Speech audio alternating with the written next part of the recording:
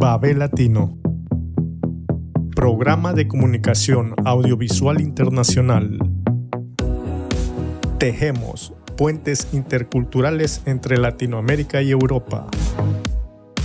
Con Guara Janet Sosa. Raíz Libre Fernanda León. Edición Ricardo Paz. Y bien, muy buenos días, muy buenas tardes o muy buenas noches, depende a la hora que se estén conectando con Babel Latino, edición 496. Un saludo para los seguidores y oyentes de Radio Pichincha y a los fieles especialmente que me dicen que nos escuchan cada sábado, lo cual nos alegra muchísimo que nos permitan entrar en sus hogares.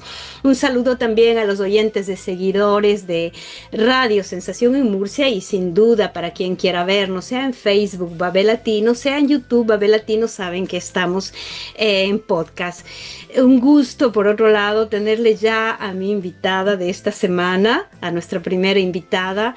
Le conocí en el 2016, tuvimos la oportunidad a través de una tertulia, recuerdo, en la presentación de su libro, un libro que de una sensibilidad increíble, pero bueno, ahora mismo paso a presentarle. Ella se llama Leila Nachaguati Rego, es doctora en comunicación y conflicto, imparte clases de comunicación en la Universidad Carlos III y ha trabajado por muchos años a través de las redes de progreso de las comunicaciones, es una red internacional de derechos humanos, que sin duda promueven la justicia social en todos los niveles, también a nivel tecnológico. ¿Qué puedo decirte, Leila? Gracias por haber aceptado esta invitación y por estar aquí una vez más en Babel Latino, en sus ediciones finales antes de terminar estos 500 programas. Gracias a vosotras, Janet. Qué gusto, mira, Leila, yo me encantaría para quienes no han tenido la oportunidad, porque en esos años, el 2016, no estábamos todavía en Radio Pichincha, estábamos en redes, estábamos en otras radios, así que pues me encantaría que nos presentes quién eres, qué haces. Ya te he presentado el currículum, no se trata de eso, se trata de esa bella mujer luchadora con un libro que lo tengo aquí. Ya hablaremos también de la nueva edición, cuando la revolución termine. Y la revolución no termina porque es a veces de toda la vida, pero aquí estamos. Leila, cuéntanos ese proceso, esa vida, esa interculturalidad, en fin, todo tu gran trabajo. Bueno, pues yo crecí entre Galicia, en el norte de España, en una ciudad que se llama Santiago de Compostela, y Damasco, que es la capital de Siria, de una familia mixta. Mi madre es gallega, mi padre es sirio, y crecí a caballo entre esas tierras del Atlántico y la Siria de los años 80, los años 90, de esa dictadura atroz en la que todo se controlaba, en la que el miedo era la constante. Y algo que ha condicionado todos los aspectos de mi vida, diría, es esa vocación de ser puente entre distintas visiones del mundo. Creo que las personas que tenemos esta doble visión, que estamos, digamos, a caballo entre distintas culturas, lugares, mundos, incluso religiosos, tenemos la capacidad y a veces diría que la responsabilidad muchas veces de traducir esa complejidad que muchas veces se malinterpreta, que muchas veces se simplifica, y sobre todo viviendo en un lugar que se considera, digamos, norte del Mediterráneo. Estoy muy expuesta y hemos estado, quienes vivimos aquí, muy expuestos a visiones del otro árabe, del otro musulmán, del otro del sur del Mediterráneo, a visiones muy simplistas, muy en clave de dicotomía, muy en clave de extremos, de inmigración irregular, de religiones en clave identitaria, extremista.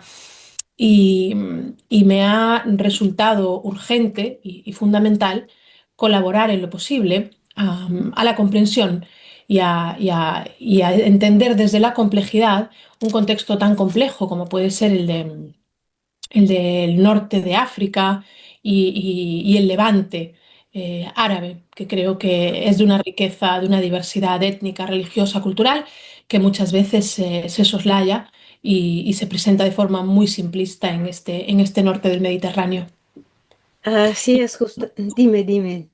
Claro, pues esto lo he hecho desde distintos ámbitos, tanto a través de mi trabajo durante muchos años en organizaciones de derechos humanos, la última, la Asociación para el Progreso de las Comunicaciones, como, como docente, como profesora en la universidad, Carlos III, ahora a tiempo completo, a través de mi doctorado en comunicación y conflicto y también a través de mi trabajo de análisis periodístico y también en última instancia a través de la novela Cuando la revolución termine y si quieres lo comentamos con más calma, pero creo particularmente en el poder de la literatura y concretamente de las novelas en acercar a la vida de los otros, a la realidad de los otros, de una manera que quizá es más difícil en otros géneros. Sí, justamente viene también a eso la invitación, el buscarte, el decir debo encontrar a Leila, sabiendo evidentemente estas agendas llenas, más aún si tienes estas grandes responsabilidades de trabajo, ser profesora de una universidad, no es fácil, como tú decías, en estas dobles e incluso tres unidades culturales, interculturales, el tener oportunidades. Entonces, y mucho más siendo mujer, como que es, em, yo a veces digo, no empujar puertas, pero casi en el sentido de golpear duro y decir, aquí estoy, soy capaz, me las juego y todo. Y eso demuestra tu trabajo y más aún como comunicadora, el trabajo que estás haciendo día a día más aún en los conflictos que estamos viviendo actualmente, que laceran el alma, sinceramente laceran. Sí me gustaría de todos modos conversar un poquito de tu libro, de tu obra, si es posible, para quienes no hayan tenido la oportunidad, lo cual invitamos a que lean este libro e incluso de la nueva edición. Quiere decir que el libro ha sido realmente leído. Te decía yo antes de iniciar que le di a mi hija hace algunos años y no lo había leído y en este periodo que lo leyó, pues me ha dicho que se iría para el Medio Oriente porque siente esa profunda necesidad, o sea, de cuánta sensibilidad, honestidad y no superficial, que es lo que tú dices, o sea, nos hacen ver una lectura superficial, incluso cuando vemos las noticias parece que se está hablando de otra cosa y no de lo que es la realidad y más aún la Siria, que ha sido también durísima porque se acabó la dictadura, pero ¿qué hay? Entonces, cuéntanos un poco de cuando la revolución termine y de esa nueva edición también. Pues cuando la revolución termine, empecé a escribirlo cuando estábamos en pleno auge del proceso revolucionario, que sabemos que en 2011 hubo todo un movimiento que se extendió por toda la región del Levante árabe. Y, y digamos que fue un efecto contagio, un efecto inspirador en el que todos los pueblos de la región de repente derrocaban a sus tiranos después de décadas de dictaduras enquistadas, de un nivel de control y de represión de la población difícil de imaginar en otros contextos. Y entonces parecía que ese proceso revolucionario que empezó en Túnez, en Egipto, nunca iba a llegar a Siria, porque el nivel de control y represión en Siria era mayor, quizá comparable al de Eritrea o Corea del Norte, más que al de otros países vecinos, y parecía que nunca iba a llegar. Y sin embargo, vimos que en un momento dado, mujeres y hombres, pero particularmente mujeres en un inicio, porque las protestas pacíficas en los inicios del proceso revolucionario contra la dictadura del clan Asa de Siria, las encabezaron mujeres y niños y luego derivó, digamos, en una represión brutal que llevó también a una militarización del conflicto, que llevó también a una injerencia de potencias regionales, globales, cada una buscando sus intereses a costa del pueblo sirio y ninguna pensando realmente en las reivindicaciones de libertad, justicia y dignidad del pueblo sirio. Entonces, cuando escribí esa novela era un momento de bastante desesperación, porque estábamos ya en un momento enquistado en el que parecía que no se iba a salir nunca de ahí, que esta dictadura nunca iba a terminar. Y después de esta guerra que arrasó el país. Y claro, y en los últimos años la cosa fue a peor y a peor porque este régimen que fue sancionado internacionalmente no sufrió las consecuencias de esas sanciones, porque tenían todo un aparato de mercado negro, de negocios ilegítimos, ilegales, y digamos que este régimen convirtió Siria en un narcoestado en el que proliferaba drogas como el captagón, se conoce como la cocaína de los pobres. Y mientras tanto, mientras el régimen nadaba en la abundancia, el pueblo sirio sí que pagó las consecuencias de las sanciones. Y es algo que todavía, después de este cambio que hemos vivido desde diciembre de 2024, todavía estamos viendo que la gente está con unos niveles de pobreza, de más del 90% de las personas en el umbral de la pobreza. Yo estuve allí hace un mes y pico y la pobreza es devastadora. La ciudad Damasco, que es donde estuve yo, mantiene mucha de su alma, mucha de su riqueza, mucha de su magia, que es realmente una ciudad maravillosa, rica, diversa, digna de ver, cuna de la civilización, pero ha sido tan vapuleada, tan aplastada, barrios enteros destruidos con un sadismo hasta las cenizas. Esas cárceles, esos campos de exterminio que no se les puede llamar cárceles, que eran campos de exterminio. Y realmente la ciudad ha sufrido muchísimo, todo el país ha sufrido muchísimo y lo que más llama la atención es la falta de agua. Porque a todos los problemas internos que tiene el país, que se enfrenta a un muy difícil proceso de transición, eh, a todos esos problemas internos se suma eh, la presencia de actores regionales, depredadores, con el Estado israelí a la cabeza. Y hay que recordar que Israel gestiona el 40% de los recursos hidráulicos de Siria y Jordania. Entonces Siria está ahogada, no llueve desde hace mucho tiempo, desde hace meses, y el agua que tienen la absorbe, la chupa ese vecino genocida, que además, lleno de impunidad, como está, continúa trepando también por territorio sirio. Entonces es difícil iniciar un proceso de transición como hace falta y levantar cabeza y pensar en las necesidades básicas de la población y no tan básicas con semejantes vecinos. Lo que dices no hace otra cosa que helar la sangre y la piel y todo, porque todos los días vemos todo el sufrimiento, ¿no? De que se ve al pueblo palestino, pero no es solo Palestina, estamos con Siria, estamos con Cisjordania, estamos con todo un ataque, Líbano, prácticamente haber salido de un régimen para pasar a otro, se puede decir, porque no permiten ni siquiera el desarrollo ni la independencia, ni esta revolución que fue, como dices, generada por mujeres, por niños, por toda la población y también a nivel mundial, con el apoyo siempre de organizaciones solidarias con las luchas. Y resulta que ahora Netanyahu, con un plan occidental maquiavélico, quieren apoderarse de toda la riqueza de la zona, porque eso ha sido siempre, lamentablemente, ¿no? Pero dentro de eso también está siempre la contraparte que es una segunda edición del libro que cuenta esta historia, un afán de seguir con las flotillas ahora mismo que van verso Palestina, la semana anterior igual, estos últimos, siquiera una vez al mes, intentamos tocar en nuestros pequeños espacios alternativos, estos medios de proximidad como Babel Latino. Y frente a eso, ¿cómo estás marcando ese paso con La Revolución Termina en su segunda edición? Cuéntanos también eso para poder tener la oportunidad, como digo, que llegue también a nuestros países en América Latina, que de un otro modo, te digo, Ecuador es declarado a eso un narcoestado también, lamentablemente. wow, Así es. tremendo, tremendo, Tenemos tremendo. crisis terribles oligárquicas que se imponen y que es prácticamente a nivel mundial y Ecuador lamentablemente está siendo uno de los países más afectados por el narcoestado. Tremendo, tremendo, y eso se ceba sobre todo en la población más vulnerable, como sabemos. Así es. Sí, yo publiqué hace poco en un sitio web que recomiendo de la Fundación del Centro de Estudios Árabes Contemporáneos que se ha lanzado recientemente.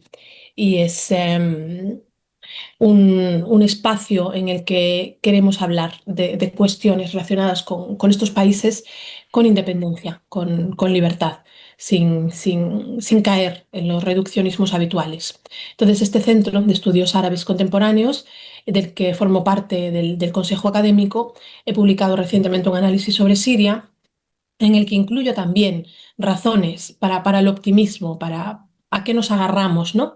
Cuando tantas cuestiones nos superan. Entonces, quizá en la parte regional, global, es más difícil, pero si vamos a lo micro, Siria tiene una experiencia, a contrario que otros países de la región, tiene una experiencia revolucionaria muy profunda. Ha vivido años de procesos en ciudades como Alepo, de autogestión, de experimentación con sus propias instituciones al margen de las del régimen, con cooperativas locales, con mucha presencia de mujeres en esos procesos de autogestión. Entonces, esa experiencia también sirve hoy. Y es importante que el nuevo gobierno interino sirio dé todo el espacio posible a esas experiencias, a esa autogestión, porque de eso va a depender la salud, digamos, del país y de la sociedad siria. Entonces tenemos iniciativas como semilleros locales, proyectos de gestión del agua en la zona del Éufrates, muchísimas iniciativas también culturales, digamos, de reivindicación de la memoria.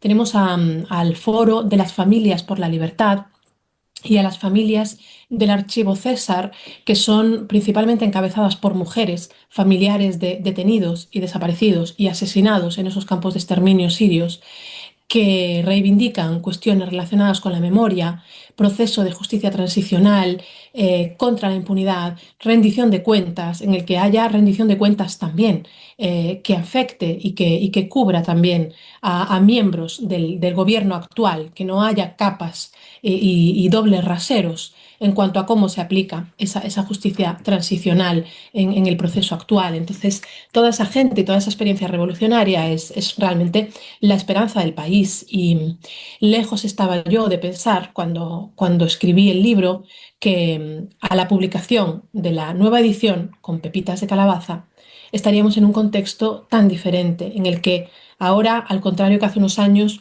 podemos entrar en el país. Muchos sirios, muchísimos sirios y sirias, llevábamos más de una década sin poder entrar en nuestro país a ver a nuestras familias. Y ahora pues se puede entrar y hay un margen que no existía hace más de hace 15 años, pero es importante que ese margen continúe incorporando a la sociedad civil siria y que se proteja este delicado proceso de transición y que se apoye a la sociedad siria en vez de bombardear a un pueblo que intenta levantar cabeza. Leila, nos dejas, como digo, con el corazón abierto, con estas alternativas que a veces parecen imposibles y uno dice, ¿qué hacemos? Nos llenamos de impotencia, pero siempre podemos hacer algo. Eso es la prueba y la posibilidad que tenemos los pueblos y que hemos tenido, que es lo único que tenemos a veces, nuestras propias fuerzas, nuestras propias voces, nuestros propios protagonismos y creer más en nosotros de frente a estos poderes que no hacen otra cosa de uno u otro modo querer aniquilarnos, porque en el fondo quieren vivir de nuestra sangre, de nuestras vidas. Y yo te quiero agradecer, sé que tienes poco tiempo por hoy, ya me encantaría quedarnos largamente conversando porque la situación de Siria es como un antes y un después. ¿Qué es lo que pasa? Se visibiliza y después como que no pasa más nada, ¿no? Y como que ya esas luchas no siguen o que ya está resuelto, o que quedaron en las situaciones de pobreza y ya se verá si sobreviven.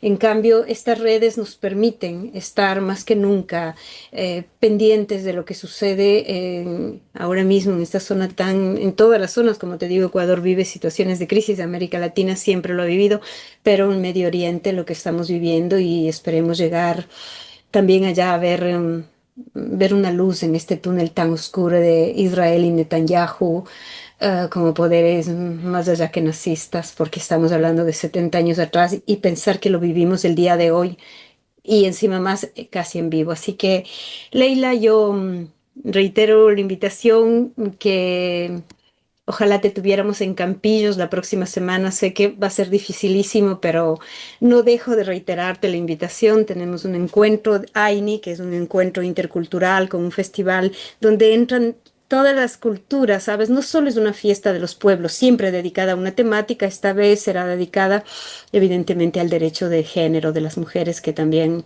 es un ejemplo, pero también demasiada dureza y también con el patriarcado que aún vivimos. Te dejo para ti el mensaje y de reencontrarnos pronto, ojalá. Hablamos pronto, Janet, es un placer. Muchísimas gracias. Hasta pronto, entonces.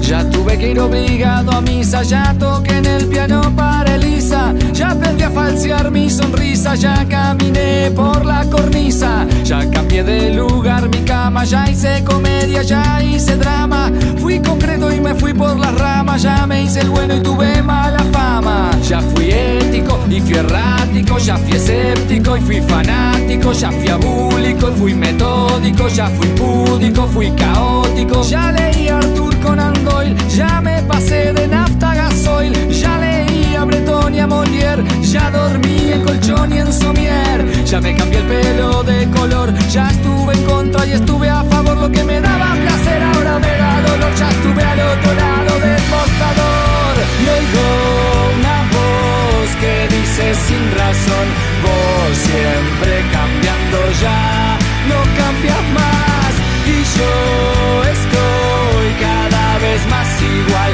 ya no sé qué hacer conmigo. Ya me ahogué en un vaso de agua, ya planté café en Nicaragua, ya me fui a probar suerte a USA, ya jugué a la ruleta rusa, ya creí en los marcianos, ya fui ovolacto vegetariano sano, fui quieto y fui gitano, ya estuve tranquilo, estuve hasta las manos, hice el curso de mitología, pero de mí los dioses se reían, orfebrería, la salve raspando y ritmología, aquí la estoy aplicando, ya probé, ya fumé, ya tomé, ya dejé, ya firmé, ya viajé, ya pegué, ya sufrí, ya eludí, ya huí, ya asumí, ya me fui, ya volví, ya fingí, ya mentí. Y entre tanta falsedad, muchas de mis mentiras ya son verdades. Hice fácil adversidades y me compliqué las nimiedades. Y oigo una voz que dice con razón, vos siempre cambiando, ya no cambias más. Y yo estoy cada vez más igual, ya no sé qué hacer conmigo.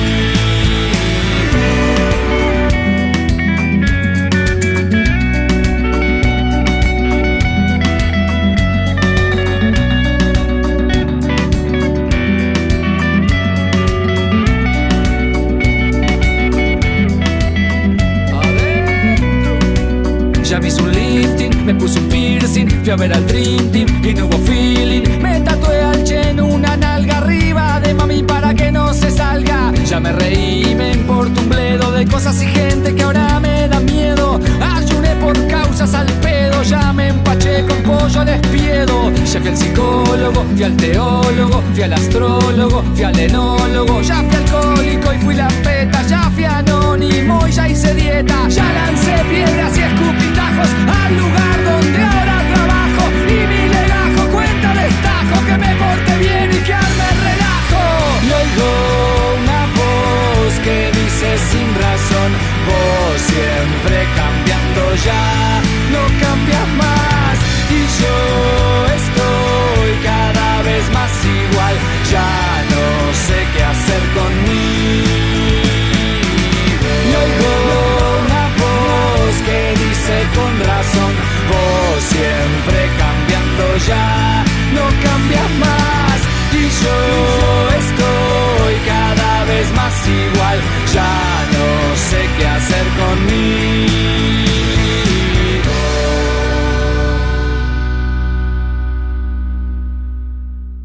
Y qué bien, después de la pausa musical que nos puso Ricardo, estamos aquí con nuestra segunda invitada. Fue un verdadero gusto poder hablar con la Leila Nachaguati desde España, con el libro Cuando la Revolución Termine.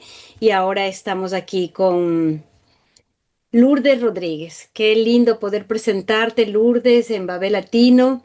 Pues estamos en las ediciones finales y así es, en los encuentros, pues tuve la gran oportunidad de encontrarnos, si bien fue un momento un poco para ti, para mí, un poco así descombinado, pero lo importante fue que nos encontramos.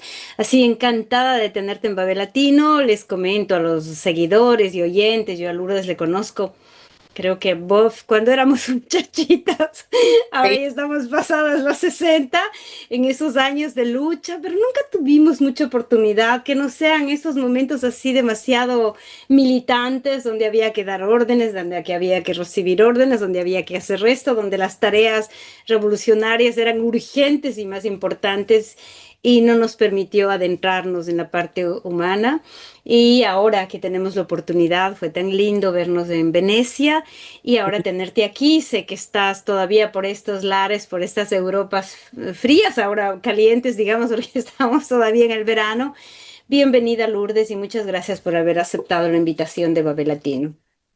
qué bonito, qué lindo. A mí, yo siempre he oído este programa allá en el Ecuador, porque es como un puente, ¿no? Un puente de alegría, un puente de memoria, un puente entre lo que es Europa y allá América Latina. Y también qué bonito volver a encontrarnos. Ya nos vimos hace unos años, igual por aquí, pero ahora volver a encontrarnos. Yo estoy más aquí como caminando. Ahora digo yo que soy caminante. Estuve caminando por las Dolomitas, después por la Toscana. Ahora estoy ya por las tierras bávaras, por donde vive mi hijo. Y bueno, esa es parte de toda la historia que tenemos común con Janet. Y ahora estoy aquí.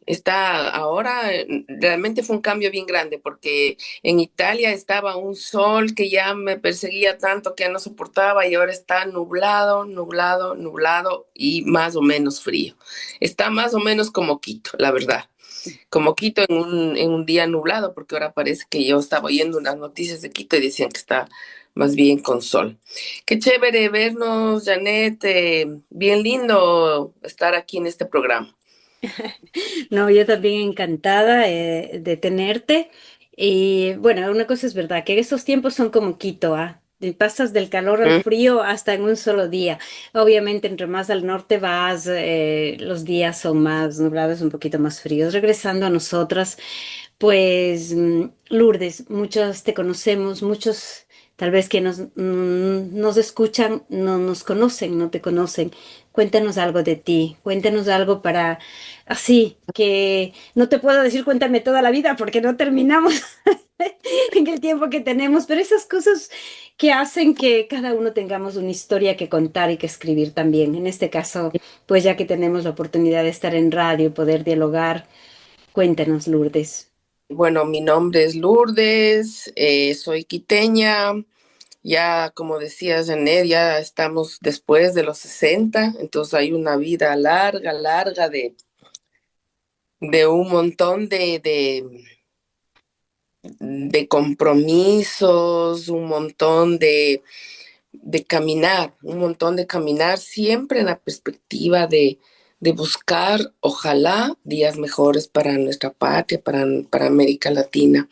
Estaba explicando de que jovencita, jovencita, jovencita, yo estuve en Nicaragua y eso me dejó como una cuestión de mucha fuerza, pero también de pena, de tristeza. Y después, pues nos encontramos antes o después con Janet y con otros compañeros en unos procesos fuertes, ¿no? De tratar de avanzar en lo que creíamos, en lo que pensábamos, y ahí nos encontramos. Yo me acuerdo de Janet, primero en Cayambe, también por tierras manabitas, y ahí como construyendo lo que creíamos que en ese momento era indispensable en nuestro país. Después yo completé, digamos, una carrera de economía, también de antropología, me vinculé mucho a lo que fue el movimiento indígena. Hasta ahora estoy vinculada a lo que es el movimiento indígena, Pachacuti, y posteriormente trabajé en lo que fue, digamos, el gobierno de la Revolución Ciudadana. Eh, y posteriormente ya salimos de eso con una serie de, ¿qué será? Una serie de interrogantes, de procesos que no se comprendieron. También pasé por el municipio de Quito. Eh, Eso quizás fue lo más importante que he podido hacer. Trabajar ahí en lo que es un gobierno local es bien, bien interesante porque uno trabaja realmente en función de lo que las personas día a día necesitan. Yo estaba encargada de lo que es la Secretaría de Seguridad y entonces era todo lo que tiene que ver con temas de lo que es la convivencia ciudadana. En esa época todavía no teníamos todo este problema tan fuerte de seguridad como es ahora, pero había mucho también de lo que es la prevención de lo que son desastres naturales, por lluvias, por temas de incendios, etcétera. De ahí tengo, creo, mis mejores aprendizajes fue en lo que fue el gobierno local, y finalmente yo trabajé también en lo que fue el municipio de Cayambe. Ahí eso me permitió comprender o adentrarme un poco más en algo que todos decimos, que es de la plurinacionalidad, la interculturalidad y cómo llevar adelante una gestión intercultural. Y bueno, ahora estoy aquí por unos días y ya después regresaré a Ecuador, pero durante todo este proceso que acabo de contar siempre he estado yo vinculada, comprometida con lo que son los derechos de las mujeres.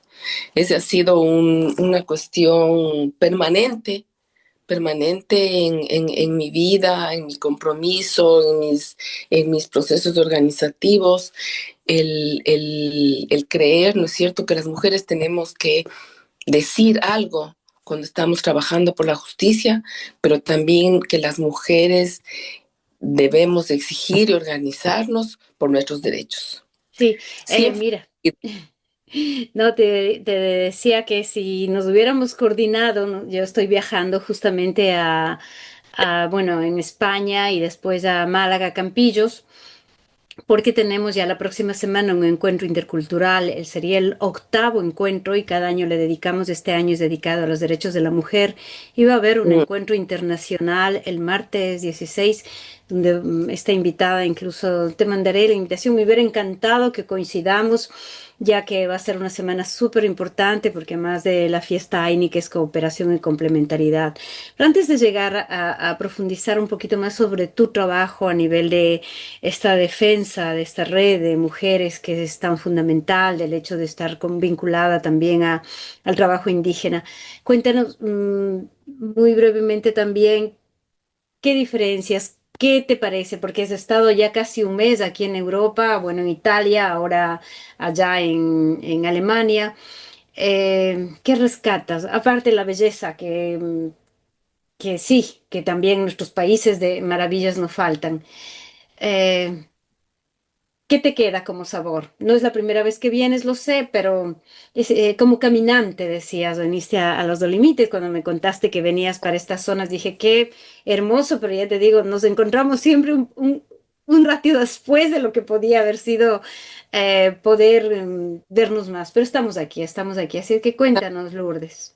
A ver, yo aparte de todo lo que he dicho, también he sido toda mi vida eh, caminante y andinista. He hecho mucho montaña en el Ecuador.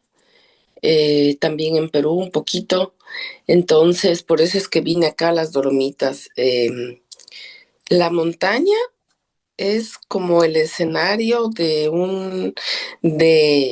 tanto allá en el Ecuador, en Perú, que he estado, es un escenario de caminar para conocerse a uno mismo y también para conocer otras personas y saber que esas montañas están siempre ahí, o sea, nosotros pasaremos, ¿no es cierto? La vida pasará, pero esas montañas, los Andes, aquí las Dolomitas, van a estar siempre ahí. Entonces es ese proceso de saber que, bueno, somos un momento fugaz dentro de toda la historia y digo yo, en ese momento fugaz tenemos que saber a dónde conducimos nuestros caminos, nuestras rutas, ¿no? Caminando por la montaña, pero también caminando en la perspectiva de días mejores para estos pueblos de montaña.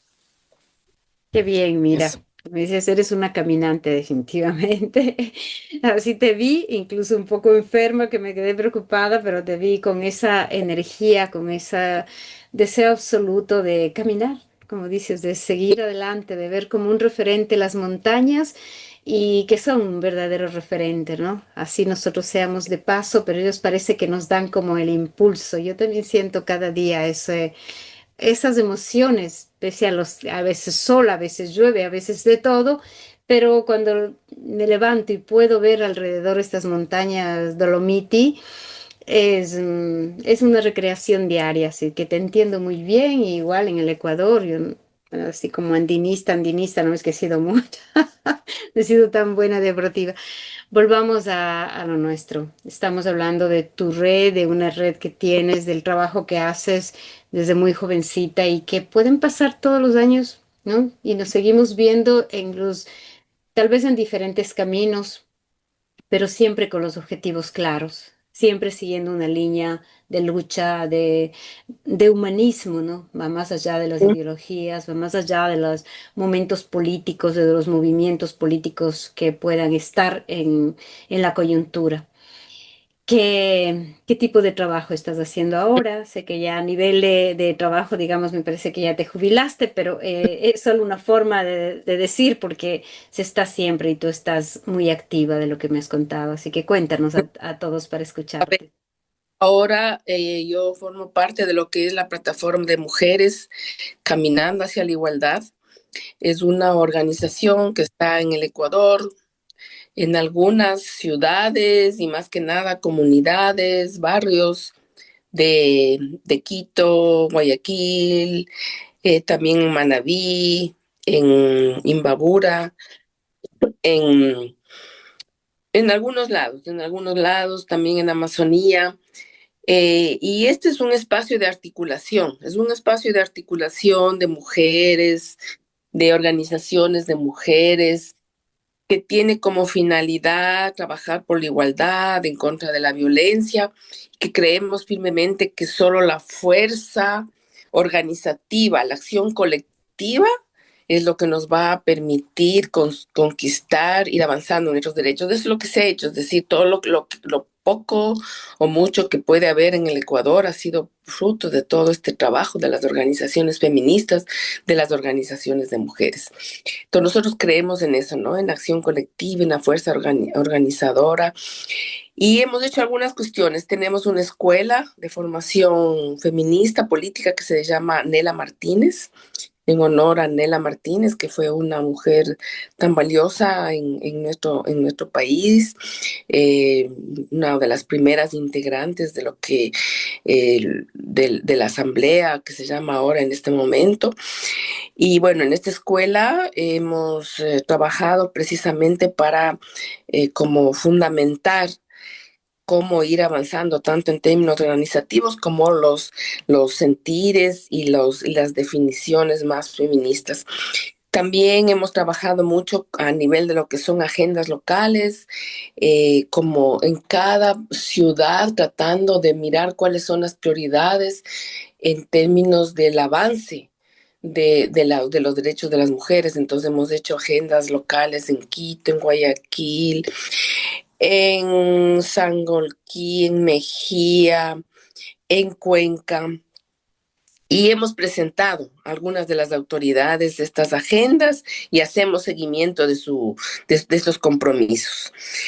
Ya en los últimos años nosotros hemos venido centrándonos en lo que es la propuesta de un sistema de cuidados en el Ecuador. Nosotros partimos de la constatación de que hay un trabajo invisibilizado de las mujeres, o sea, este trabajo no remunerado que realizamos las mujeres en nuestras casas, que es como una segunda jornada diaria o como una jornada extra que las mujeres hacemos después de nuestros trabajos, ya sea que tengamos un trabajo fijo o un trabajo remunerado afuera o incluso un trabajo vendiendo algo, lo que sea, pero siempre las mujeres después de eso o antes también madrugamos o después de eso tenemos que cocinar, dejar lavando las cosas, planchando, arreglando a nuestros hijos, mandándoles a la escuela. Ese es un trabajo no remunerado, pero además es invisibilizado. O sea, nadie como toma en cuenta de que ese es un trabajo que, es decir, para que la sociedad funcione, se basa sobre este trabajo no remunerado de las mujeres, pero además invisibilizado, porque si a una señora le preguntan, ¿y usted en qué trabaja? Y la señora trabaja o hace los quehaceres de la casa, como se denomina, dice, no, yo no trabajo, yo no hago nada. Entonces es un trabajo invisibilizado, pero que sostiene la sociedad. Hay una única encuesta en el Ecuador que se hizo hace algunos años y que definió que el 20% del Producto Interno Bruto es el aporte de este trabajo no remunerado de las mujeres. El 20%, es súper importante eso. Entonces nosotros creemos que si este 20% del Producto Interno Bruto es hecho por las mujeres, tiene que el Estado y la sociedad ayudar a llevar esta sobrecarga de trabajo o disminuir esta sobrecarga de trabajo de las mujeres. Y para disminuir esta sobrecarga de trabajo de las mujeres es necesario que el Estado defina sistemas, programas de cuidados.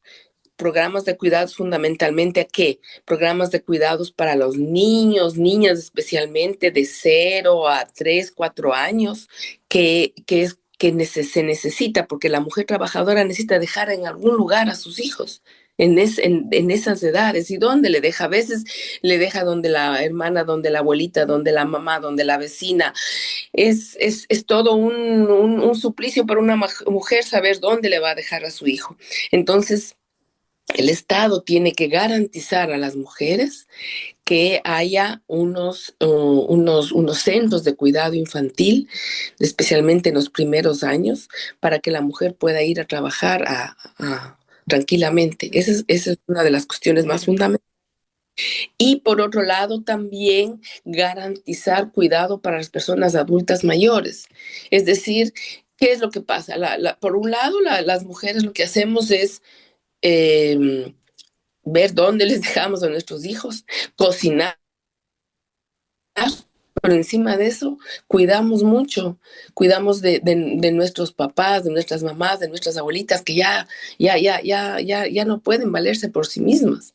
Entonces lo que quiero yo decir es que el Estado tiene que garantizar programas de cuidados, tanto para los niños, niñas, para las personas adultas mayores, para las personas con discapacidad, pero también tiene que garantizar el adecuado cuidado de la salud de las mujeres.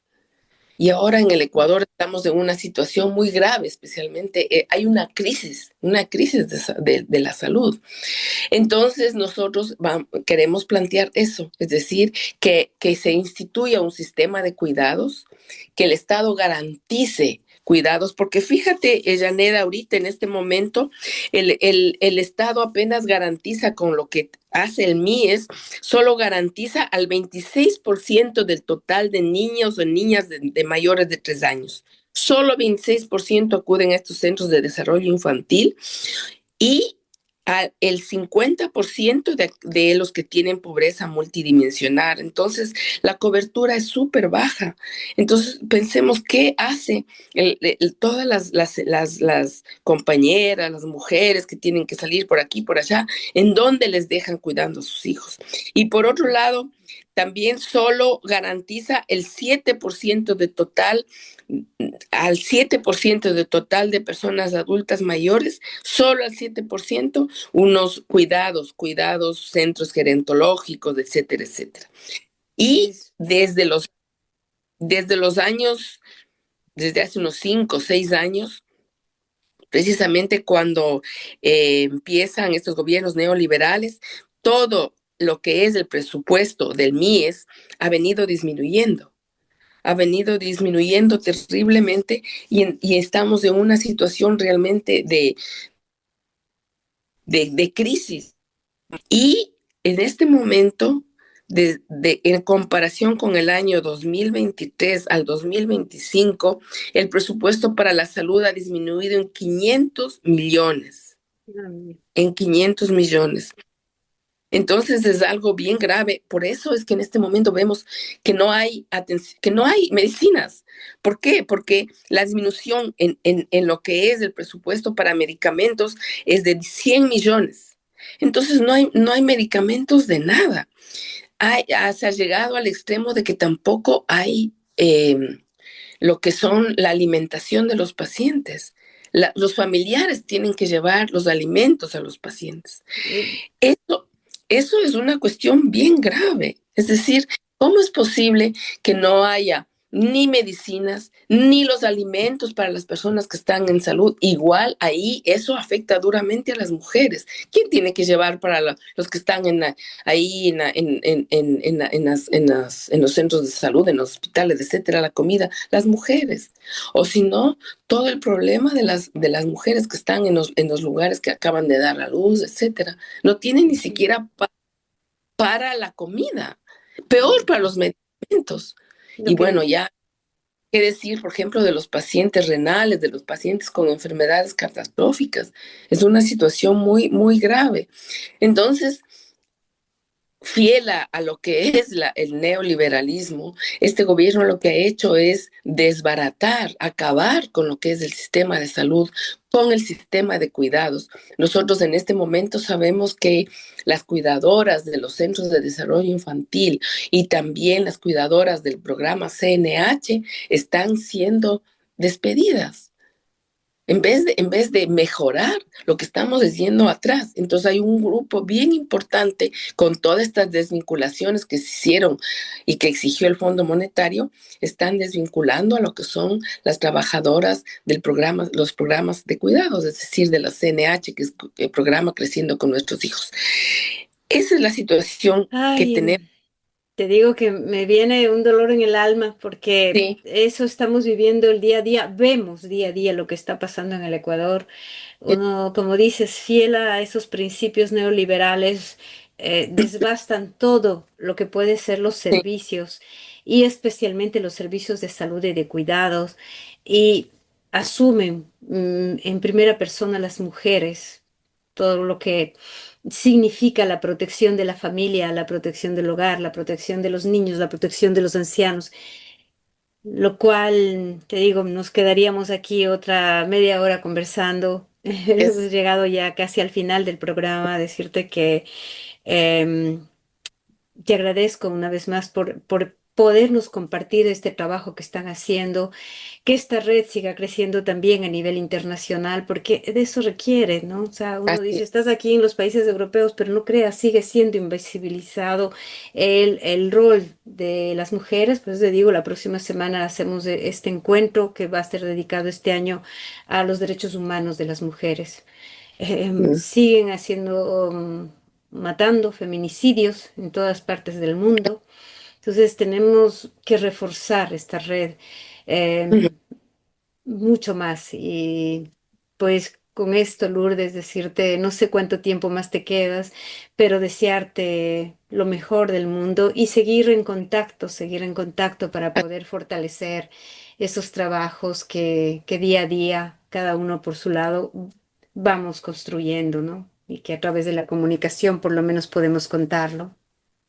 Sí, para terminar es también agradeciendo, pero también diciendo que frente a esta realidad es necesaria, lo único que nos puede ir ayudando es ir generando organización, ir generando grupos de apoyo entre nosotras las mujeres y organizándonos para exigir estos derechos, pero también para ir como sosteniéndonos juntas en estas situaciones tan difíciles que tenemos. Eso es lo que estamos haciendo en este momento como plataforma de mujeres.